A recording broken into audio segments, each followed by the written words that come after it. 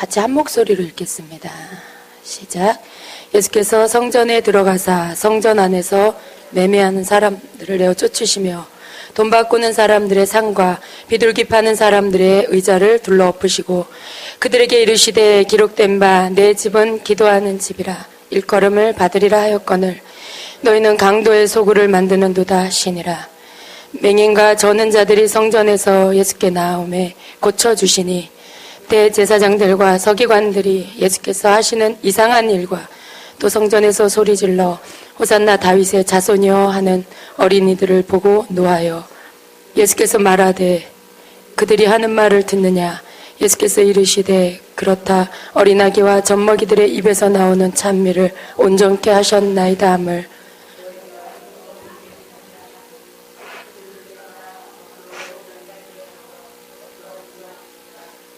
아멘. 아멘.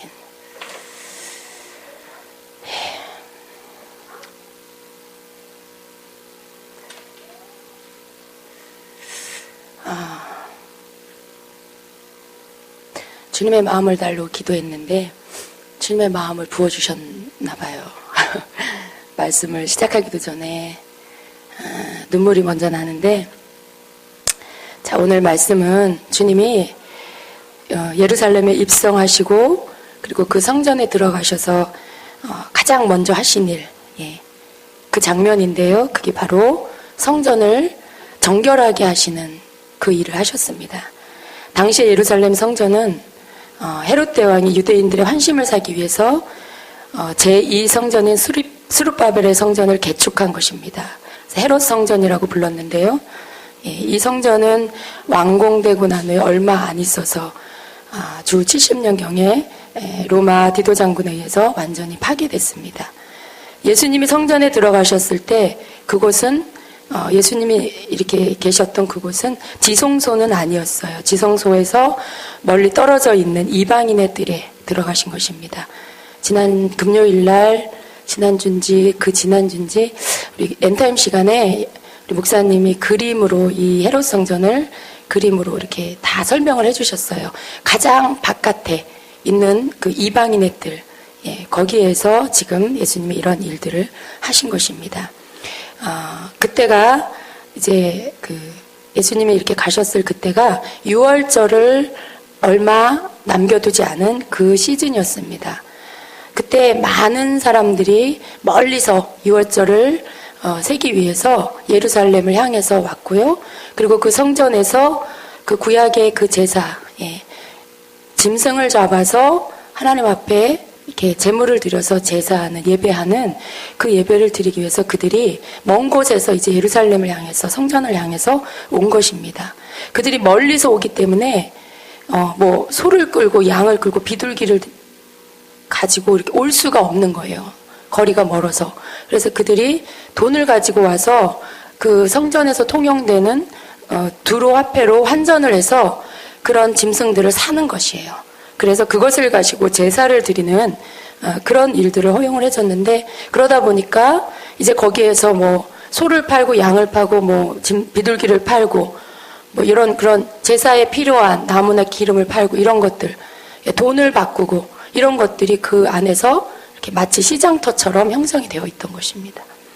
근데 그러다 보니까 이제 거기가 예배 장소 성전임에도 불구하고 거기서 많은 이런 짐승들의 우는 소리, 장사꾼들의 시끄러운 소리 뿐만 아니라 이제 그 짐승들, 그 재물들을 또 제사에 필요한 여러 가지 용품들을 파는데 거기에 부당한 가격을 매겨서 아주 폭리를 취해서 그 사람들에게 그것을 파는 그런 일들이 비일비재하게 일어나고 있었던 것입니다. 근데 이것을 누가 관할을 했냐면 바로 그 대제사장인 안나스 가문에서 이 일들을 관할을 했고요. 그러다 보니까 성전이 하나님을 향한 예배 처소가 아니라 사람들의 장터처럼 되어버렸고요. 그들이 이렇게 부당한 행위를 해도 대제사장이 이 일들을 관할하기 때문에 그 가문에서 일을 관할하다 보니까 공공연하게 일어나고 있는 부당행위를 아무도 뭐라고 할 수 없는 그런 거룩한 성전이라는 그 이름으로 그냥 이렇게 보호를 받고 있는 그런 현실이었습니다. 하나님을 예배하는 장소라고 생각할 때 거기는 그 어느 것보다 정결하고 깨끗해야 되겠죠. 그 어느 것보다 진실하고 거룩한 장소여야 되는데 지금 보여지는 이 장면은 마치 세상 가운데 여러분 우리가 유원지나 어떤 관광지에 가면은 거기에 물가가 되게 비싸요. 이런 우리가 사는 이런 일반적인 그 도시에서 거기에서보다 훨씬 비싼 가격으로 판매를 합니다. 근데 우리는 그냥 비싸도 그런 것들을 이렇게 사야 돼요. 왜? 거기가 관광지고 유원지니까 그러려니 하고 마치 그런 것처럼 이 성전에서 그런 폭리가 취해지고 있는 비싼 가격을 매겨서 물건을 팔고 근데 그들이 바로 누구냐면 하나님의 예배에 관계된 대제사장들의 그 가문에 있는 사람들. 세상 사람이 아니고 성전에 있는 사람들이라는 거죠. 속임을 쓰는 거죠. 사람들을 이용하는 거죠. 그런 일들이 바로 성전에서 일어나고 있었다는 것입니다. 그렇게 하는 것들을 예수님이 가셔서 보셨을 때에 정말 분노가 일어나신 거죠. 여러분 사람들이요 이 구절을 읽을 때 많은 사람들이 이런 얘기를 해요. 어떻게 예수님이 이렇게 분노를 발하시고 화를 내시고 막 상을 둘러 엎으시고 막 의자를 걷어 치우시고 사람들을 막 내어 쫓으시고 분을 발하시고 어떻게 거룩한 예수님이 이런 일을 하실까? 이건 무슨 다른 뜻이 아닐까? 뭔가 막 이런 의문을 갖는 사람들을 좀 봤습니다. 예수님이기 때문에 화를 내시면 안 되고 예수님이기 때문에 사람들에게 막 이런 거친 행동을 하면 안 되지 않나. 어떤 종교적인 눈으로 볼 때 사람들은 이 말씀을 이상하게 여겨요. 근데 여러분 우리가 예수님 안에 있는 그 거룩함을 생각할 때 하나님의 동일한 마음을 가지신 그 예수님이 거룩하신 그 천국에서 거룩하신 하나님의 그 동일한 본체이신 하나님의 본체이신 그 예수님이 그 예배의 주인 되신 예수님이 성전에 왔을 때 당신을 예배하는 그 자리 하나님 아버지를 예배하는 그 장소에서 벌어지고 있는 그 일을 봤을 때 여러분 예수님이 일으키시는 이 분노가 결코 인간적인 어떤 분노가 아니라는 거죠. 결코 인간적으로 자기 성질을 다루지 못해서 쏟아내는 그런 화가 아니라는 것이죠. 예배의 주인 되시는 분이 오셔서 봤을 때 예배를 드리기 위해서 그들이 준비하고 있는 모습 하나님 앞에 예배를 드리기 위해서 제물을 사고 여러 가지 그런 준비하는 모습 안에 너무나 거짓된 것들 속임수 사람들을 이용하는 모습 자기 이익을 위해서 악한 행동을 하고 있는 그런 모습들을 볼 때 예수님 속에 울분이 일어나는 것이죠. 화가 날 수밖에 없는 것이죠. 그래서 예수님은 하나님의 임재가 있고 예배에 정말 하나님 앞에 진정한 예배를 드릴 때 그곳에 거룩한 하나님이 임재하시는 그 구약의 성막에서 불기둥으로 구름기둥으로 하나님이 임재하셔서 그 임재가 떠나지 않고 늘 함께 하셨던 그 하나님 그렇게 하나님의 임재가 있어야 하는 그 성전에서 벌어지고 있는 이 행태를 보고 예수님은 분노를 일으키신 것입니다. 거기에 가담된 사람들을 성전에서 내쫓으시고 환전상의 상을 둘러 엎으시고 의자를 들러 엎으셨습니다. 예수님이 일으키신 이 분노는 우리가 우리의 육적인 눈으로 보는 소위 말하는 그런 분노가 아니었다라는 걸 우리가 이해해야 돼요. 만일 여러분 우리가 정말 하나님을 사랑하고 성전을 귀히 여기고 예배를 소중히 여기는 그 마음 진정한 본래의 예배의 의미를 우리 안에 가지고 있는 사람이라면 예수님과 같은 동일한 분노가 우리가 이런 장면을 봤을 때 당연히 일어나야 되는 거예요. 그것이 아무렇지도 않게 뭐 좋은 게 좋은 거지. 뭐 이런 것들을 통해서 교회에서 일을 해야 돼. 교회에서도 이익을 취해서 이렇게 어떤 이익을 남겨서 좋은 일들을 해야 돼. 굉장히 명목은 좋아요. 그러나 여러분 거기엔 속임수가 있습니다. 우리가 성전이 성전됨의 그 기능에서 벗어나서 세상의 것들을 하고 있을 때 우리가 거기에 분명히 분노를 가질 줄 알아야 돼요. 여러분 성전은 그야말로 구별된 장소예요.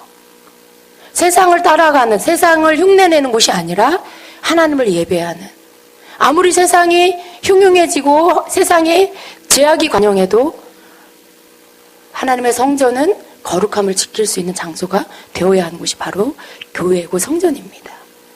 근데 그렇게 변질되어져 버린 그 성전을 보시고 예수님은 분노를 일으키신 것이죠. 예수님의 분노에 담겨있는 뜻은요, 첫째는 하나님의 성전의 본래의 아버지의 뜻에서 벗어나 인간들의 이익이나 취하는 탐욕의 장소로 변질된 것에 대한 분노였습니다. 예수님이 이렇게 말씀하시죠. 내 집은 기도하는 집이라 일컬음을 받으리라 하였거늘. 이 말씀은 이사야 56장 7절에 있는 말씀이에요.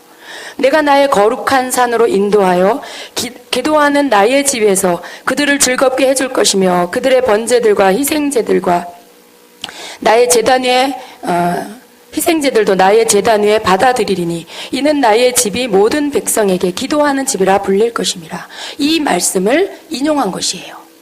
내 집은 기도하는 집이라 일컬음을 받으리라 하였거늘 너희가 강도의 소굴을 만드는도다 말씀이에요. 여러분, 지금 예수님은요, 종교 지도자들을 향해서 말씀하시는 거예요. 그들은 이미 구약의 성경을 다 알아요. 그들에게 일부러 예수님이 구약의 말씀을 가지고 인용하시면서 그들을 지금 책망하고 계시는 것입니다. 하나님의 성전은 기도하는 집이라고 불리워져야 하는 것입니다. 이것이 하나님께서 본래 성전에 주신 본 뜻입니다.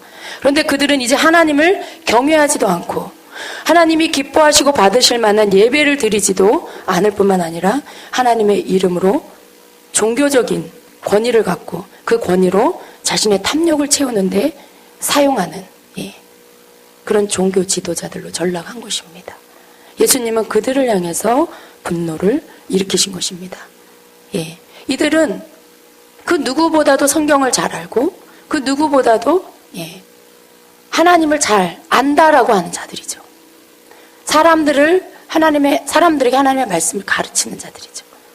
그 누구보다도 하나님을 경외해야 하고 하나님을 섬겨야 하고 하나님을 두려워해야 하는 그런 자들인 거죠. 그런데 그들이 오히려 잘못된 것을 보여주고 잘못된 것을 가르치고 있는, 그들 안에는 하나님을 두려워하는, 하나님을 섬기지도 않고 하나님을 두려워하지도 않고 있는 것입니다. 너희는 강도의 소굴을 만드는도다. 예수님은 왜, 무엇 때문에 강도의 소굴이라고 하셨습니까? 이 말씀 또한 예레미야 7장에 있는 말씀을 예수님이 인용하신 거예요. 예레미야 7장 11절에는요. 내 이름으로 일컬음을 받는 이 집이 너희 눈에는 도적의 구렬로 보이느냐 라고 말씀하고 있어요. 여러분, 이 말씀을 예수님께서 인용하신 이유가 있는데, 예레미야 7장에는요. 그때 당시 이스라엘 백성이 타락하고 변질되고 하나님을 속이고 거짓된 신앙생활을 하는 모습들, 그렇게 행하는 그때 당시에 이스라엘 백성들을 향해서 하나님께서 예레미야 선지자에게 너는 이렇게 전해라 하시면서 주신 말씀이 그 안에 담겨져 있어요. 너희의 행위가 이렇다. 너희의 삶이 이렇다. 너희의 구원관이 이렇다. 그러나 너희는 잘못됐다. 너희는 잘못 알고 있다.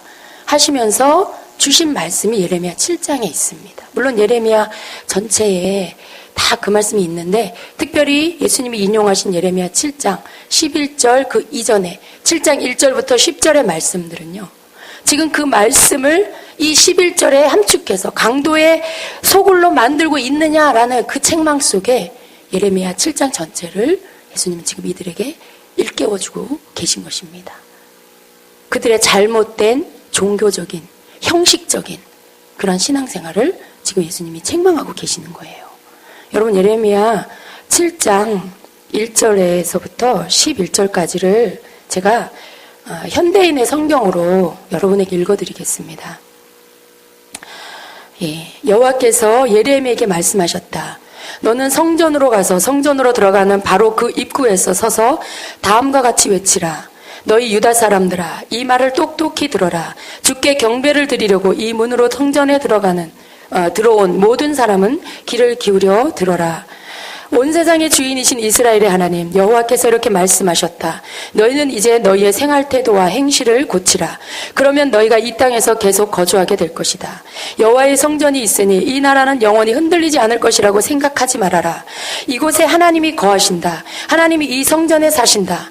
바로 이곳에 하나님이 사시는데 누가 이 땅을 감히 더럽힐 수 있겠느냐. 아무리 너희가 맹세하며 장담해도 그것이 너희에게 무슨 도움이 될 것이라고는 전혀 믿지 말아라. 그런 식으로 너희 자신을 속이지 말아라. 오직 너희가 이제까지 살아오던 그 더러운 생활을 깨끗이 청산하고 변화된 생활을 한다면 내가 너희 조상들에게 영원한 유산으로 물려준 이 땅에서 너희가 언제까지나 평안하게 거주할 것이다.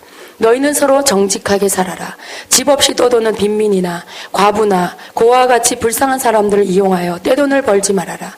죄 없는 사람들을 죽여서 피 흘리게 하는 범죄는 너희 땅에서 즉각 중단하여라. 탐욕과 쾌락을 위하여 이방의 신들을 쫓아다니는 생활도 이제는 깨끗이 청산하여라. 바로 거기서 온갖 죄악이 나오고 결국은 너희도 그 죄에 걸려 멸망하기 때문이다. 너희는 지금 스스로 자신을 속이고 있다는 것을 깨달아라. 너희의 일상생활을 되돌아보아라. 도둑질과 살인, 간음과 거짓 맹세, 바알 신에게 제물을 바치고 너희와는 아무런 상관도 없는 이방의 다른 신들을 쫓아다니며 섬기는 아주 더러운 생활이 아니냐. 그러면서도 이제는 나는 성전으로 돌아와 뻔뻔스럽게 내 앞에 나서서 우리에게는 성전이 있고 이 성전에는 주님이 계셔서 우리는 언제나 안전합니다. 우리는 구원을 받았습니다.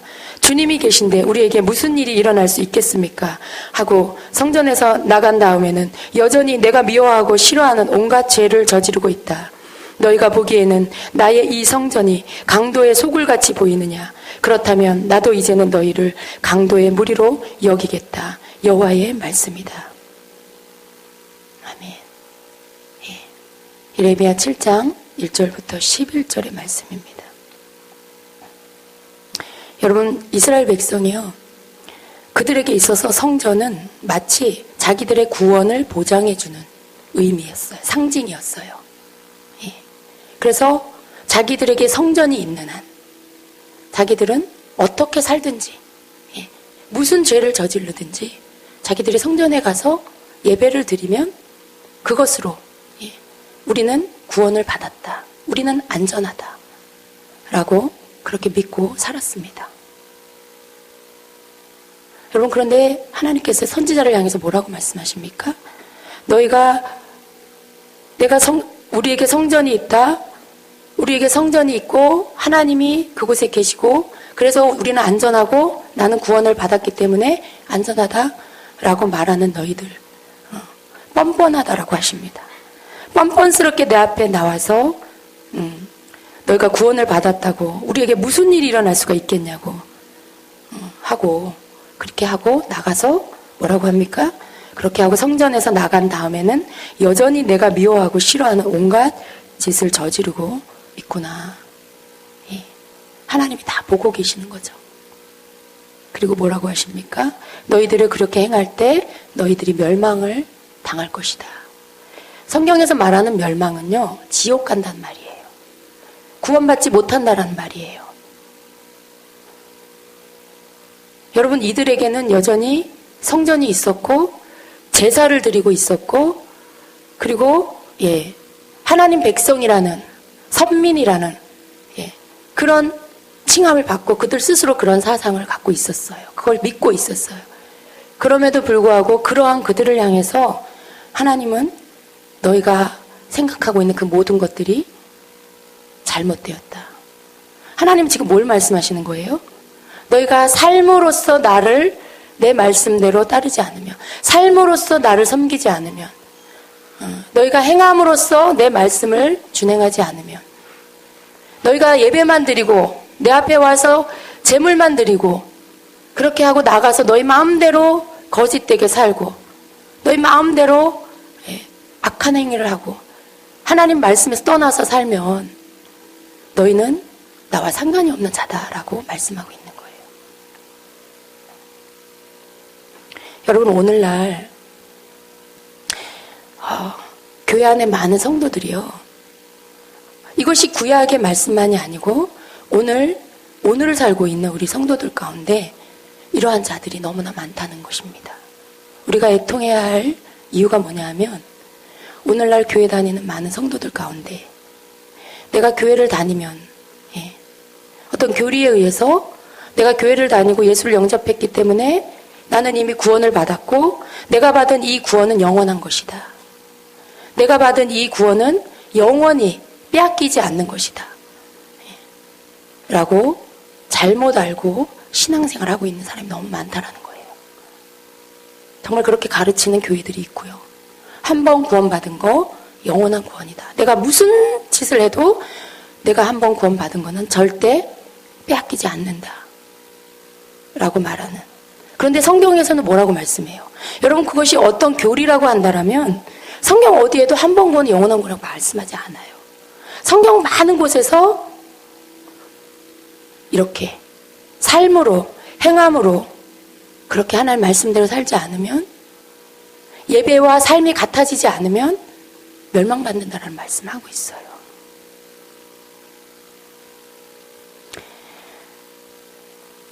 예레미야 7장 5절에 다시 한번 읽습니다. 오직 너희가 이제까지 살아오던 그 더러운 생활을 깨끗이 청산하고 생활을 청산하라고 말씀합니다. 변화된 생활을 한다면 고백만이 아니에요. 기도만이 아니에요. 예배만 드리면 된다는 말씀이 아니라 생활을 깨끗이 청산하고 변화된 생활을 한다면 내가 너희 조상에게 영원한 유산으로 물려진 이 땅에서 너희가 언제까지나 평안하게 거주할 것이다. 이 말씀 뭐냐면 너희가 내 백성이 되고 내가 너에게 허락한 이 구원이 보장된다는 말씀이죠. 그렇게 하면 깨끗이 더러운 생활을 청산하고 변화된 생활을 한다면 내가 너에게 허락한 이 구원이 영원할 것이다라는 말씀이죠. 너희에게 천국이 주어질 것이다는 말씀이죠. 너희는 서로 정직하게 살아라. 집 없이 떠도는 빈민, 과부, 고아와 같이 불쌍한 사람들을 이용해 떼돈 벌지 말고 죄 없는 사람들을 죽여서 피 흘리게 하며 피 흘리게 하는 범죄는 너희 땅에서 이용하여 너희 땅에서 즉각 중단하여라. 탐욕과 쾌락을 위하여 이방의 신들을 쫓아다니는 생활도 이제는 깨끗이 청산하여라. 바로 거기서 온갖 죄악이 나오고 결국은 너희도 그 죄에 걸려 멸망하기 때문이다.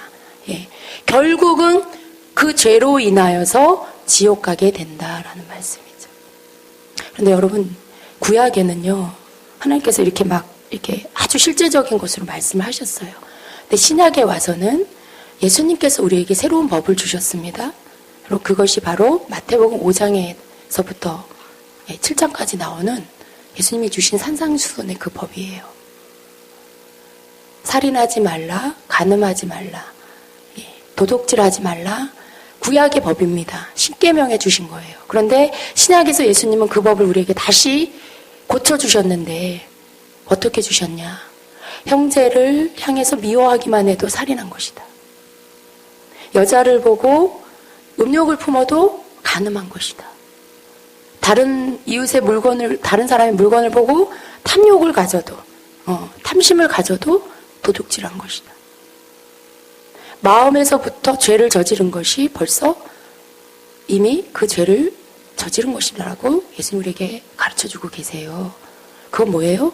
우리의 삶의 태도를 바꾸는 일에 있어서 우리의 마음에서부터 하나님의 법을 받아들이고 그 말씀을 내가 행할 수 있는 그런 자가 되어야 된다는 거죠.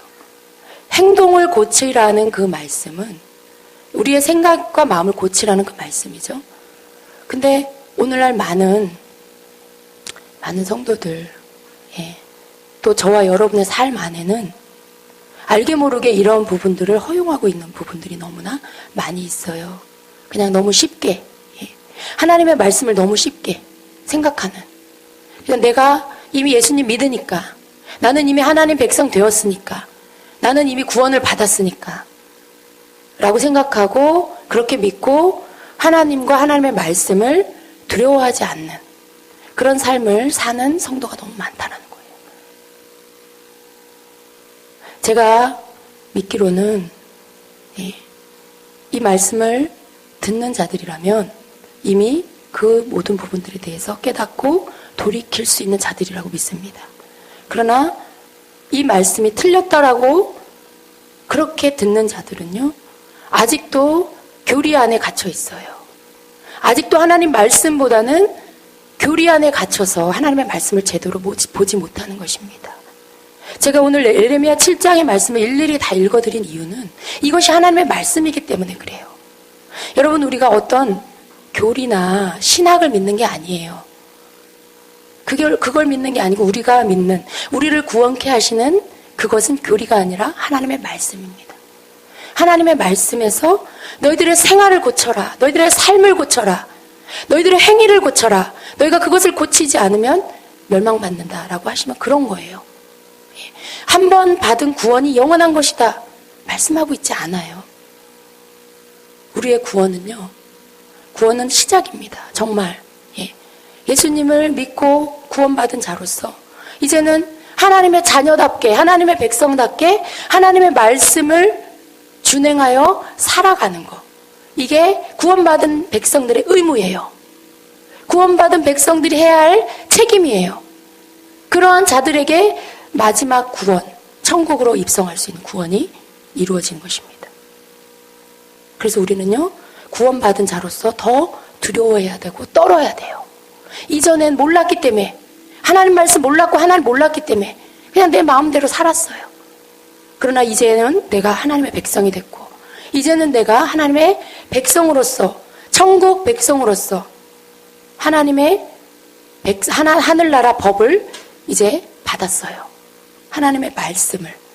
그렇다면 이것을 접어서 올려놓는 게 아니라 이렇게 선반에 올려놨다 주일날만 갖고 왔다 다시 올려놓는 그런 책이 아니라 하나님의 나라에서 살아야 하나님의 백성들이 사는 법은 무엇인가? 하나님은 우리에게 어떻게 살라고 말씀하고 있나? 그것을 보고 하나님의 말씀이 너희가 이렇게 살아야 멸망받지 않는다라고 하면 우리는 우리의 삶을 고쳐서 그렇게 살아야 되는 거예요. 그게 법을 준행하는 그 나라 백성의 의무입니다. 우리가 한국에 살면서 한국 법을 지키지 않으면 감옥에 가요. 벌을 받아요.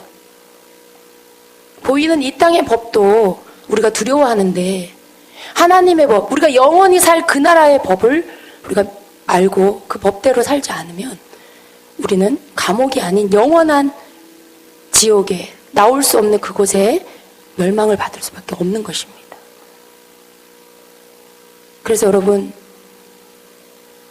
예수님께서 지금 성전을 정결케 하시면서, 정결하게 하시면서 너희가 내 집은 기도하는 집이라 일컬음을 받아야 할 텐데 강도의 구렬로 만드냐?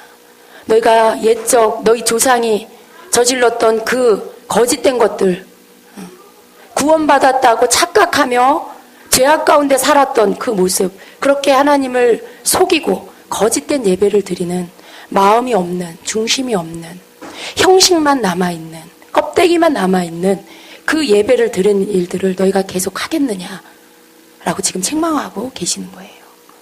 그리고 그 책망은 오늘 하나님을 믿는 우리 모두에게도 여전히 말씀하고 계시는 것입니다. 그때 당시에 그 사람들에게만 말씀하시는 게 아니에요. 성경은 언제나 현재성입니다. 현재 우리에게 말씀하고 계시는. 그리고 우리는 이 말씀을 들을 수 있다라면 복된 자예요. 내 삶을 비춰볼 수 있기 때문에. 그리고 우리는 고쳐 나가면 되는 것입니다. 돌이켜 하나님 앞에 회개하고 주님의 말씀을 배우고 그 말씀을 따라 하나님을 경외하고 하나님을 섬기는, 하나님을 사랑하는 삶으로 그렇게 살아가면 되는 것입니다.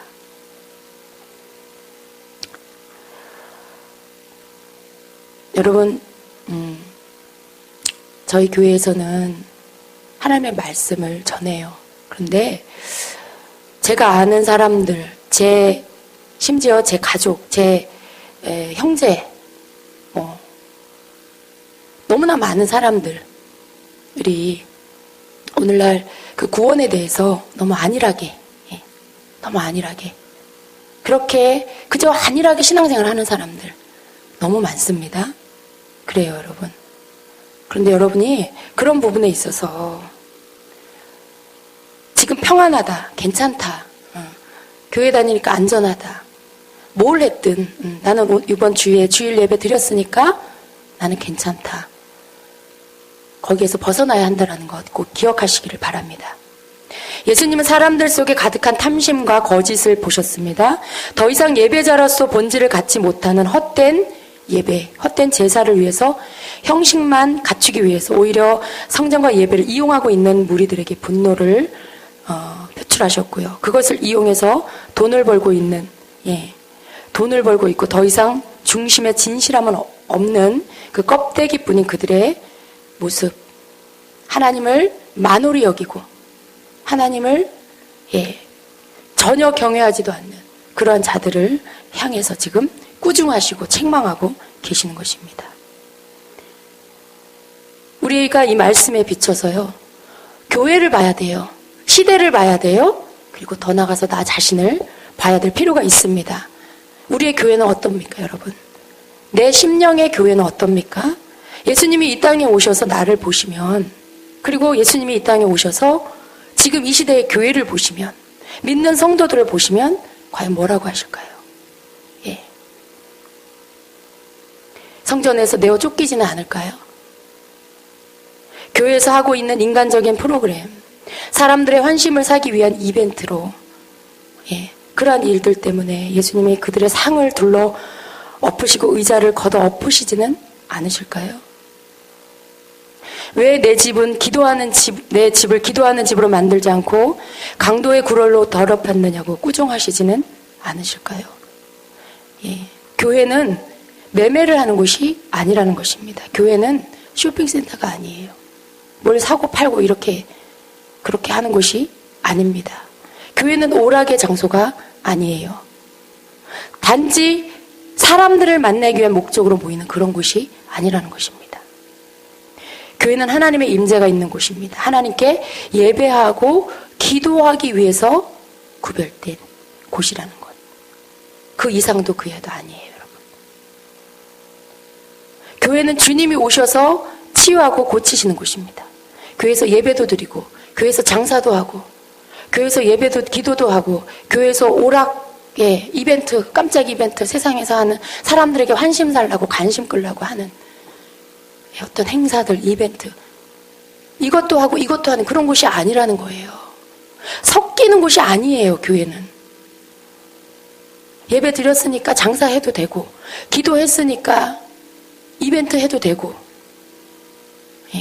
그런 곳이 아니에요. 하나님은 섞이는 것을 가장 싫어하십니다. 하나님은 이것과 저것을 막 뒤섞는 것을 싫어하세요. 교회가 이것도 하고 세상 것도 하고, 명목상 이걸 했으니까 세상 것 해도, 할 거 다 했으니까 이거 해도 괜찮아. 여러분, 오늘날 그런 곳이 너무 많아요. 교회도 그렇고 개인적인 심령의 그런 영혼들, 성도들의 심령 안에 삶내도 그런 것이 너무 많아요. 예배도 드리고 세상적인 것도 다 즐기고, 이것도 조금 하고 이것도 조금 하고, 그러니까 나는 예배 드렸으니까 이거 해도 괜찮을 거야. 그런 것이 너무 많죠. 예수님이 다시 오시면 어떠실까요? 그런 교회, 그런 성도들을 보시면 지금 우리가 읽은 말씀에서처럼 성전에서 내어 쫓으시지 않겠습니까? 상을 둘러 엎지 않겠습니까? 의자를 뒤 엎으시지 않으실까요? 주님이 다시 오신다 하셔도 그렇게 하실 거예요. 우리의 잘못된 삶, 우리의 잘못된 예배, 우리의 잘못된 구원에 대한 생각들, 그런 아니란 생각들을 주님은 분명히 뒤집어 엎으실 것입니다.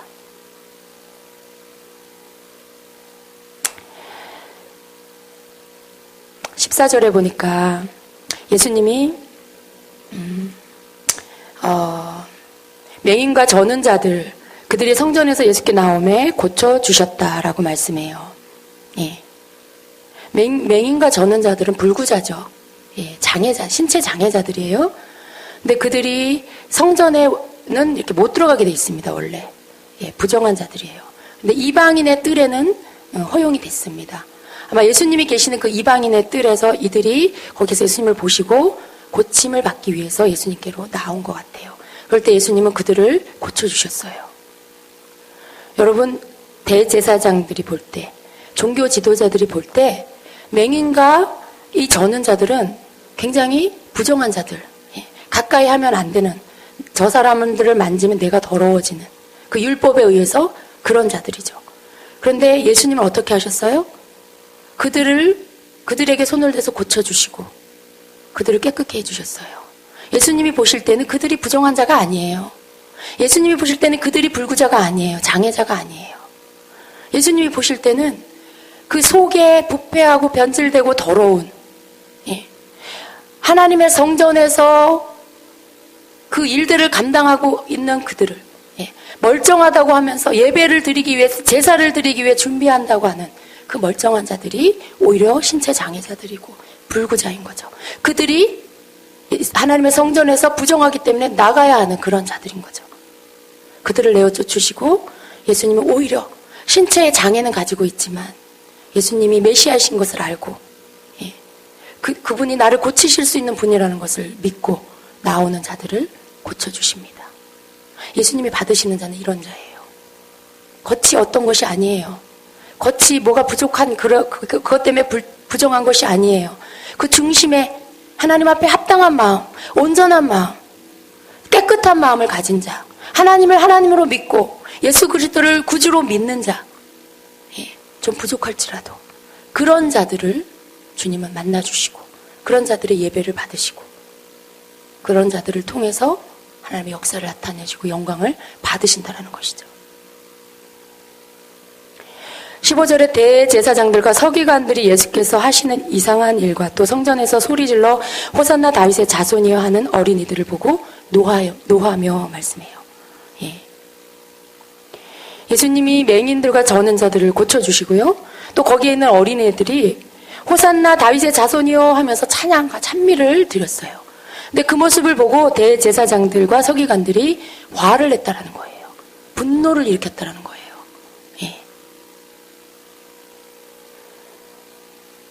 예수님이 하시는 그 일, 여기서는 지금 이상한 일이라고 번역을 했지만 원문에서는 놀라운 일, 기이한 일이라고 되어 있습니다.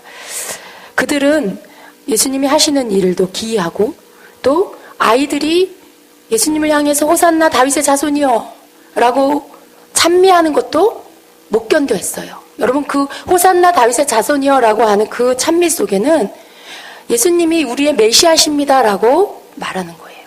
그들이 기다리고 있는 메시아, 이스라엘 백성을 구원해 주겠다고 구약 성경에서 예언되어져 있는, 구약 성경에서 오시겠다라고 약속되어 있는 그 메시아, 모든 이스라엘 백성이 기다리는 그 메시아, 그가 예수님이십니다라고 지금 하고 있는 거예요. 근데 그 말을 이들은 견딜 수가 없는 거예요. 그들은 예수님을 믿지 않았어요. 그들은 예수님이 메시아라는 것을 믿지도 않았고 하나님의 아들이라는 것을 절대 믿지 않았어요. 예수님이 행하시는 그 놀라운 기적들을 보고, 그런데 그들은 예수님을 미워했습니다. 왜? 율법을 어기기 때문에. 그들이 지키고 있는 전통을 어기고 있기 때문에. 안식일에 하지 말아야 할 일들, 안식일에 사람을 살리고 병자를 고치고 그런 일들을 그들은 금하고 있는데, 왜? 법을 중시하고 사람보다 법 지키는 것, 율법 지키는 것을 그들에게는 더 생명같이, 그러면서도 그들은 그것들을 그냥 형식으로 지키는 거죠. 그런데 예수님은 그렇게 하지 않았거든요. 안식일에도 사람을 살리고 병든 자를 고치고 그렇게 하는 모습을 보면서 예수님을 미워했어요. 어떻게 하면 예수님을 죽일까 의논했어요. 그런데 그 아이들이 예수님을 향해서 호산나 다윗의 자손이요 라고 막 찬미를 하니까 노를 바란 거죠. 그러면서 예수께 말하되 그들이 하는 말을 듣느냐. 예수께서 이르시되 그렇다. 어린아기와 젖먹이들의 입에서 나오는 찬미를 온전하게 하셨나이다 함을 너희가 읽어본 일이 없느냐 하시고, 예수님은 또다시 구약의 말씀을 인용하셔서 그들에게 다시 일침을 가하십니다. 이 말씀이 시편 8편 2절에 기록되어 있습니다. 주의 대적을 인하여 어린아이와 젖먹이의 입으로 말미암아 권능을 세우시며 이는 원수와 보수자로 잠잠케 하려 하심이니이다. 이 말씀을 예수님 인용하셨어요. 그리고 나서 예수님은요, 그들을 떠나 성 밖으로 베다니에 가서 거기서 유하시니라 말씀하고 있습니다. 지금 예수님은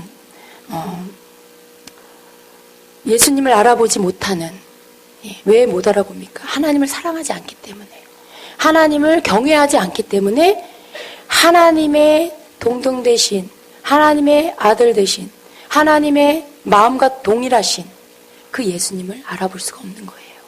그들은 그들의 법을 믿었고, 그들의 전통을 믿었고, 그들의 교리를 믿었고, 그들에겐 하나님이 없었어요. 그들은 하나님을 믿는 게 아니었어요. 그렇기 때문에 예수님은 그들에게서 떠나십니다. 그들을 떠나, 여기서 이 떠나라는 말은요, 버려두고 떠나다라는 말씀이에요.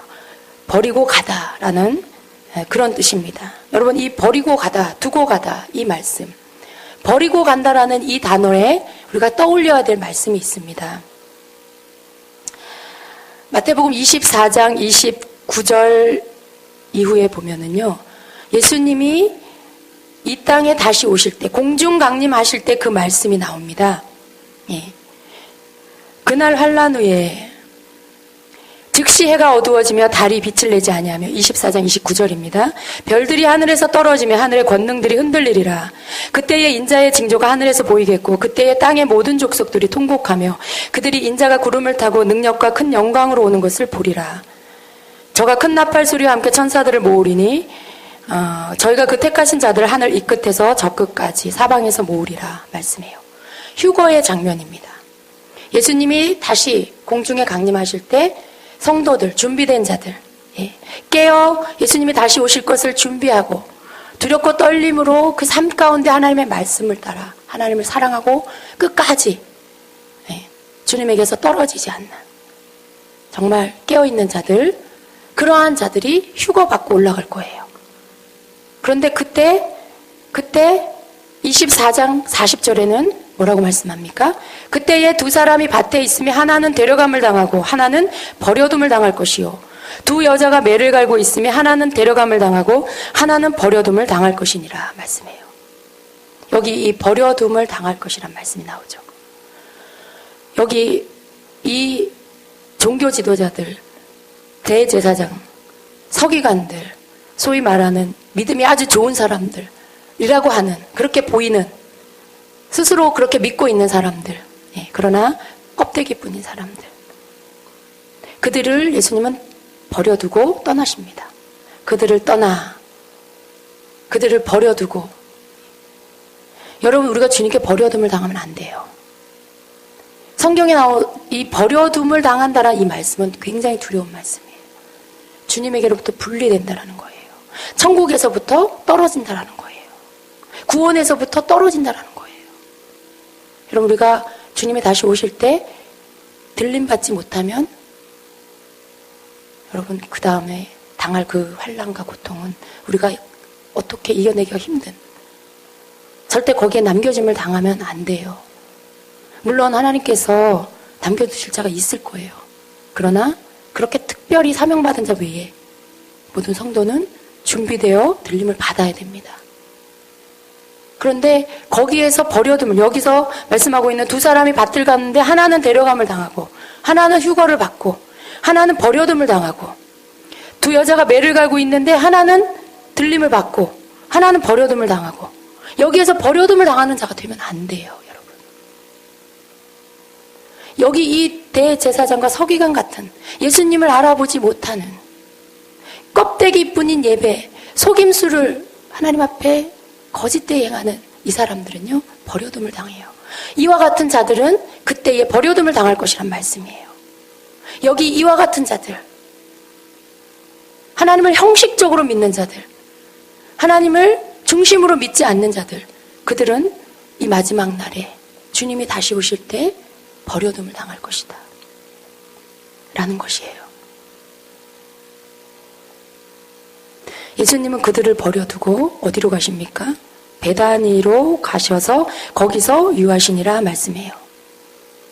여러분, 베다니라는 뜻은요, 성경에서 의미하는 베다니는 예수님이 가장 가깝게 쉬는 곳이에요. 거기 누가 있었습니까? 거기 누가 있었죠? 나사로와 마리아와 마르다가 있었어요. 예수님이 베다니로 가셨다라고 할 때 나사로, 마리아가 있는 그곳, 마리아, 마르다, 나사로가 있는 그곳, 그게 의미하는 영적 의미는요, 예수님을 자기 모든 것을 들여서, 자기 옥합을 깨뜨려서 예수님을 섬기는 그러한 자. 그 모든 세상의 어떤 것보다도 예수님을 사랑해서 그분을 섬기는 자. 그걸 의미해요. 마리아와 마르다와 나사로. 요한복음에 보면 예수님이 베다니에 이렇게 가신 기록들이 나옵니다. 예수님이 돌아가시기 직전에, 6월절 직전에도 베다니 마리아의 집에 가서 그곳에서 함께 하셨어요. 그리고 마리아가 거기에서 옥합을 깨뜨려서 예수님께 붓습니다. 진정한 예배를 드리는 자들이 있는 곳이에요. 진정한 하나님을 사랑하는 자들, 예수님을 사랑하는 자들이 있는 곳이 바로 베다니가 의미하는 것이에요. 여러분, 주님은요, 베다니 같은 자를 찾으세요. 예수님을 알아보지 못하는 형식 껍데기밖에 없는 그들에게서 떠나서 그들을 버려두고 어디로 가시냐면 예수님을 가장 사랑하는 자, 베다니 같은 자, 그들의 심령으로 가시는 거예요. 그들을 찾아 가시는 거예요. 그래서 그들에게 머무시는 거예요. 진정한 예배를 드리는 자를 찾아서, 진정한 경배를 드리는 자를 찾아서, 자기 모든 것을 다 드려서 예수님께 다 드릴 수 있는, 부을 수 있는 그런 자를 찾아서 거기에 가서 머무시는 것입니다. 참 대조적이죠? 어떤 자가 되시겠어요, 여러분? 여러분, 우리가 어떤 자가 되어야 될까요? 예수님이 나에게서 떠나게 하는 자, 절대로 그런 자가 되면 안 됩니다. 예. 껍데기로만, 형식으로만 하나님 섬기는, 입술로만, 그냥 말로만 하나님 섬기는, 그러는 척하는 사람 되면 안 돼요. 내 신앙이 진짜가 되고, 내 믿음이 진짜가 되고, 그렇지 못한 내 모습을 애통해하고 하나님 앞에 회개하고 돌이키고, 그 진실함을 드리는 자, 하나님의 말씀을 듣기 위해, 예수님의 말씀을 듣기 위해 예수님 발 앞에 앉아서 식사를 못해도 괜찮아, 뭐가 준비가 안 돼도 괜찮아, 나는 예수님의 입에서 나오는 말씀을 놓치지 않을 거야 하는 마음으로 예수님 발 앞에 앉아 말씀을 들었던 마리아 같은 자, 그런 자를 찾아서 그곳에 가서 그 자와 함께 머문 예수님, 그런 자를 찾으시는 것이죠.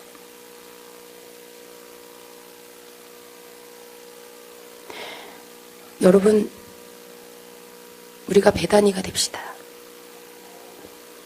저와 여러분이 오늘 이 시대에 주님이 찾으시는 진정한 예배자, 그 삶이 예배가 되고 그 삶이 하나님 앞에 순종하고 경외함이 되는 그러한 자, 마리아와 같은 자, 베다니에 머무는 마리아와 나사로와 같은 자.